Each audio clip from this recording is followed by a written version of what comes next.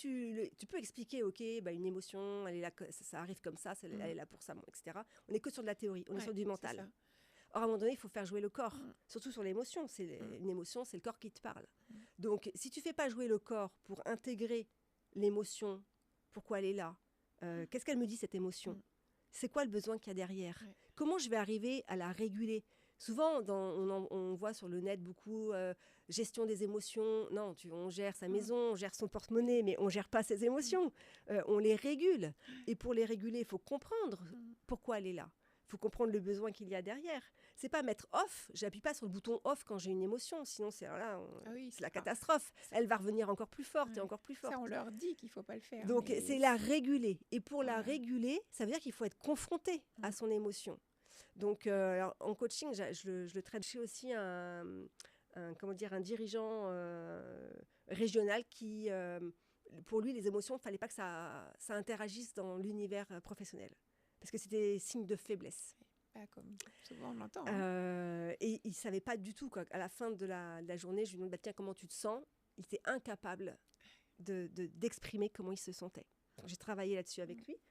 Et la plupart de mes clientes, à un moment donné, on travaille sur les émotions parce qu'elles viennent soit parce qu'elles sont débordées par de la colère et ça commence à être néfaste dans leur travail. Alors, si tout d'un coup, elles se mettent en colère face à leurs collègues, elles sont pour pas grand-chose, c'est qu'il y a quand même à travailler sur la colère. Donc souvent, c'est la colère, c'est la peur. Voilà, c'est les deux émotions qui reviennent.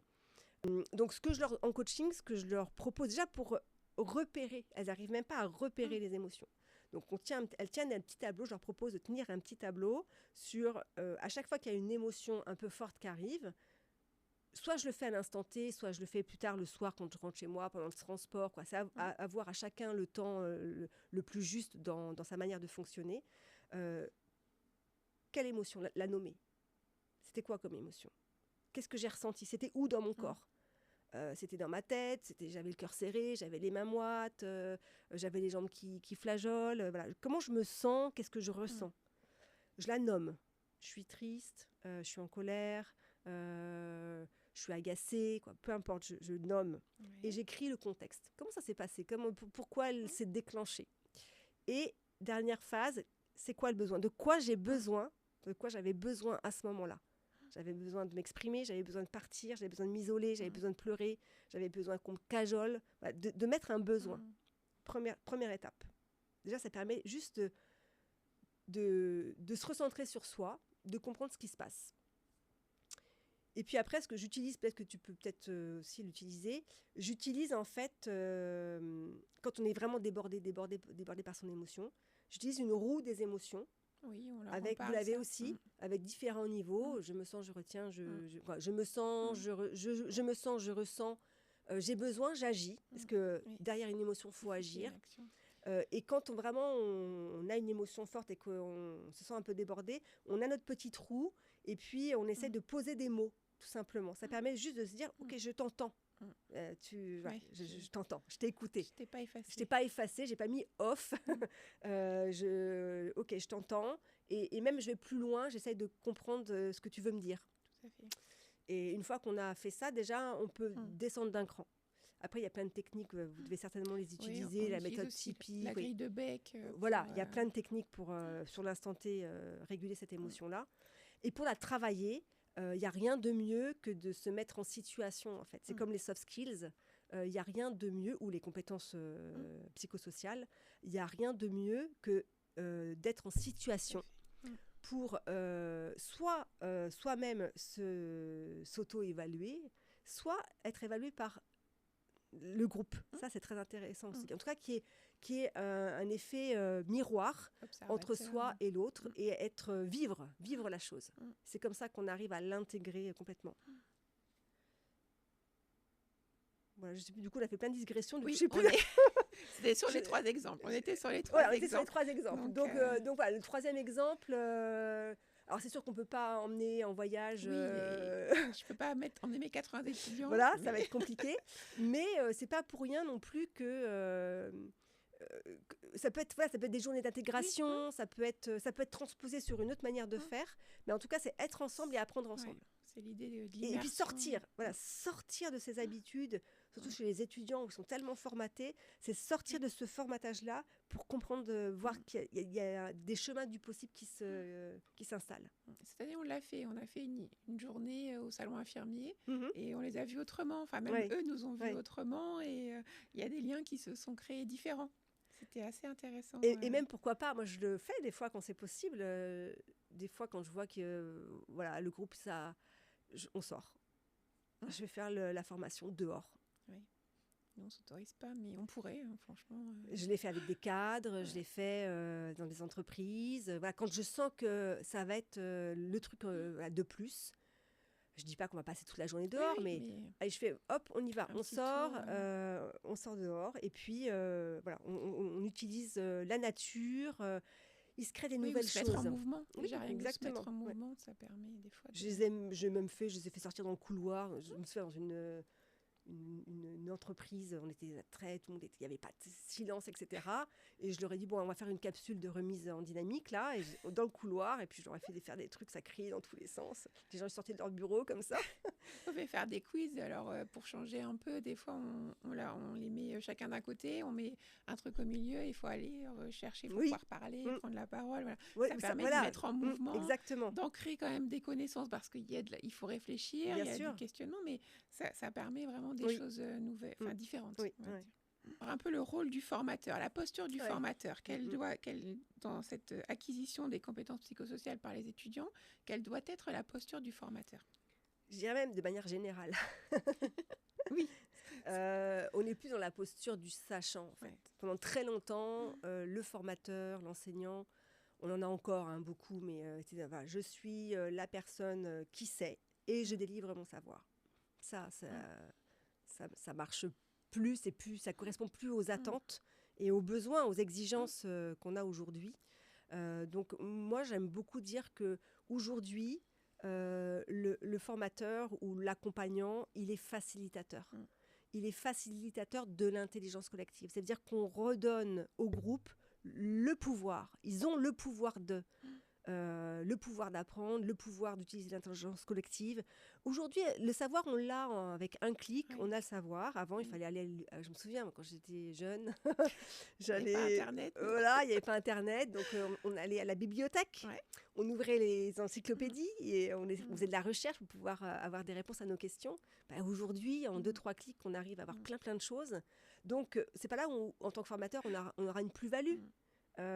Surtout sur de la formation pour adultes, souvent on a des participants qui en sachent, qui savent plus que nous sur d'autres thématiques. Donc, on a tout intérêt à mettre en commun nos savoirs. Et ça, c'est le facilitateur.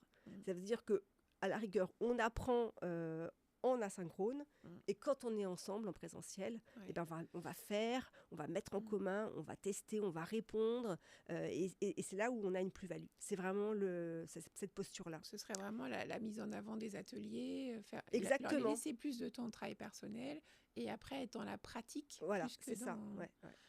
Et je dirais aussi, la responsabilité du formateur, c'est amener un cadre d'écoute et un cadre de bienveillance. Il doit amener en fait les bases pour travailler comme ça, parce qu'on est tous formatés et on n'a pas l'habitude de travailler comme ça. Encore maintenant, surtout les jeunes, l'auto-formation, la proactivité, ce n'est pas des choses qui sont naturelles. Donc, si le formateur ne met pas le bon terreau, le bon environnement pour faire pousser les graines, ça sera difficile. Donc, c'est de sa responsabilité. Il est facilitateur et il est là pour mettre du bon terreau. Après, la graine, elle pousse pas, ça dépendra de chacun. Et c'est de la responsabilité de chacun. Mais en tout cas, il doit être source de mettre ce bon terreau pour que cette facilitation, elle marche. Et souvent, moi, je dis, quand je me présente dans des groupes de business ou dans des groupements d'entreprises, d'entrepreneurs, je dis souvent que je suis une semeuse de graines. Parce que j'aime bien cette idée de semer des graines, d'accélérer un peu le processus de maturation. Et puis après, finalement, la graine, elle pousse si le terreau, il est fertile. La difficulté dans notre type de formation, nous, c'est qu'il y a beaucoup de formateurs. Et donc, les postures sont très diverses. Et que même si toi, tu mets un terreau plutôt moins favorable, comme on n'intervient pas tous les jours non plus en cours, le collègue qui passe derrière, il n'a pas le même terreau. Oui, mais après, c'est comme un peu les enfants avec les parents, ils savent très bien comment interagir avec qui. Après, ce qui est dur, ce qu'ils mettent en avant, c'est que parfois, ils ne savent plus trop quelle posture ils doivent adopter eux. C'est-à-dire qu'il y a tellement de décalage entre nous que parfois, ils sont un peu perdus et qu'ils ont du mal à remobiliser leur créativité presque quand il y a besoin. La créativité, il faut savoir que c'est une des soft skills les plus demandées aujourd'hui, les plus recherchées, la créativité. Je crois qu'elle est arrivée maintenant il y a plein de top 10, 20, etc. Mais avant le Covid, elle était en dernière position et là, elle est arrivée dans le top 3, top 5. D'accord. Et pour autant, ce n'est pas forcément la compétence qu'on développe le plus. Là vraiment les compétences qui sont demandées, ça va être l'adaptation au changement, le travail en équipe, la créativité et résoudre des problèmes, avoir un esprit critique. Réflexivité peut-être. Voilà, nous on parle beaucoup de réflexivité. Réflexivité, esprit critique, ça, ne pas être sur donc ça c'est vraiment très très très demandé. Et alors c'est vrai qu'on n'a pas fait le distinguo entre compétences psychosociales et compétences soft skills. Les compétences en général, peut-être on peut faire un distinguo. C'est vrai qu'en France, on aime bien mettre des choses dans des cases, classer. C'est quelque chose qui est très, très prégnant en France. Donc, rentrons dans ce schéma-là, même si après, on va en sortir. Mais pour comprendre, on peut rentrer dans ce schéma-là. On a un premier bloc, on va dire, qui sont les compétences métiers. On peut appeler ça des compétences techniques, des hard skills. J'emploie différents verbatims, justement, ce sont des verbatims qu'on utilise dans l'univers professionnel, mais ils veulent tous dire la même chose. Hard skills, compétences métiers, compétences techniques, c'est la même chose. Ça veut dire que, si je dois donner un exemple, je suis infirmier, je sais faire un pansement, je sais faire une piqûre, ça c'est des compétences métiers, techniques. Je suis secrétaire, je sais rédiger un courrier, je sais utiliser des outils Word, Excel, etc. Je suis manager, je sais encadrer une équipe, je sais piloter un projet, peu importe. Et on a un deuxième bloc qui sont on va dire, les compétences comportementales. Et là-dedans, on va y mettre plusieurs choses. On va y mettre les compétences psychosociales qui ont été plutôt encadrées par l'OMS pour des domaines métiers de la santé, du développement personnel, de l'éducation. Et puis, on a les soft skills, compétences douces, compétences comportementales, qu'on utilise plutôt dans l'univers des entreprises pour pouvoir finalement, on va dire, transformer les savoir-être. Au départ, on était sur des savoir-être, être à l'heure, être bien habillé, comprendre les codes de l'entreprise. D'ailleurs, dans les fiches métiers, on a savoir-être. Et depuis quelques années, on transforme ces savoir-être en compétences comportementales qu'on nomme soft skills. Et donc là, on va avoir, c'est celle que j'ai nommée, la créativité, l'adaptation au changement, le leadership, la communication orale, le travail en équipe, le travail bien fait, etc., etc. Et sur les compétences psychosociales, on va avoir la gestion la régulation des émotions, l'empathie, on va avoir la gestion du stress, la confiance en soi, qu'on peut retrouver aussi dans les soft skills. En fait, c'est séparé, mais moi, je les mets dans le même bloc. Et on pourrait rajouter un autre terme qui vient d'apparaître, qui sont les mad skills. Et les mad skills, ce sont les compétences folles. Ça veut dire que c'est les compétences qu'on utilise dans nos hobbies. Je suis bénévole dans une association, je fais de l'échec et j'ai remporté le tournoi régional de l'échec. Et donc du coup, j'ai développé, si je prends cet exemple-là, j'ai développé ma capacité de stratégie, d'anticipation que je peux transposer dans mes métiers. Donc ça fait partie du bloc compétences comportementales. On a ces deux blocs, on ne va pas les opposer, on n'est pas en guerre. Au contraire, on va les rendre perméables. C'est-à-dire que l'un va aller avec l'autre. Et c'est bien cette fusion de ces deux types de compétences qui va faire qu'on a une vraie puissance de frappe dans son travail et dans son évolution professionnelle. Si tu avais un conseil ou une pratique phare à recommander aux formateurs pour mieux accompagner le développement psychosocial des étudiants, ce serait lequel ? J'ai une petite idée, mais... T'as une idée ? Alors, tu m'as dit, qu'est-ce que... Un conseil ou une pratique phare à recommander aux formateurs. Alors, un conseil, moi, j'aime bien l'idée de les rendre acteurs de leur apprentissage. Moi, je trouve que c'est important d'être actif, proactif. Quand on est passif, ça ne marche pas, en fait. Donc, de les rendre acteurs de leur apprentissage. Ça me semble être un bon conseil pour eux. Et pour soi aussi, qui accompagne l'autonomie. Voilà, il y a un cours, mais derrière, intéresse-toi à d'autres choses, va regarder des conférences, être acteur de son apprentissage. Et un conseil, ou une pratique que moi j'utilise tout le temps, c'est créer des micro-temps individuels. Dans le collectif, en fait, je crée des petits espaces réflexifs qui vont permettre de se reconnecter à soi. Alors, tu l'as vécu sur une de mes formations. Par exemple, à la fin de la formation, je demande aux participants de prendre 3 post-it, de prendre un tout petit temps pour soi, ça dure 2 minutes. Comment je me sens ? Et ils écrivent un mot, ils écrivent une phrase. Qu'est-ce que je retiens de ma journée ? Une notion, quelque chose de clé, et de quoi j'ai besoin. J'ai besoin d'approfondir, j'ai besoin d'aller courir, j'ai besoin de prendre l'air. C'est juste ça, c'est je me sens, je retiens, j'ai besoin. Et ça, on peut le mélanger, on peut faire ce qu'on veut.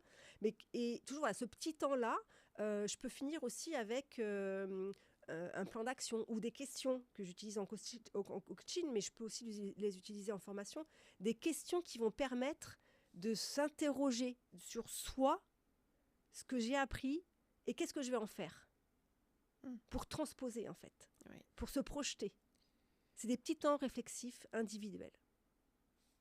Qui gardent c'est eux qui vont c'est pour eux. Il n'y a même pas de débrief. Voilà. En fait, il n'y a même pas de débrief. Ouais. C'est juste, j'instaure ça par des questions, par un questionnement très juste sur du management. Qu'est-ce que vous êtes prêt à lâcher ?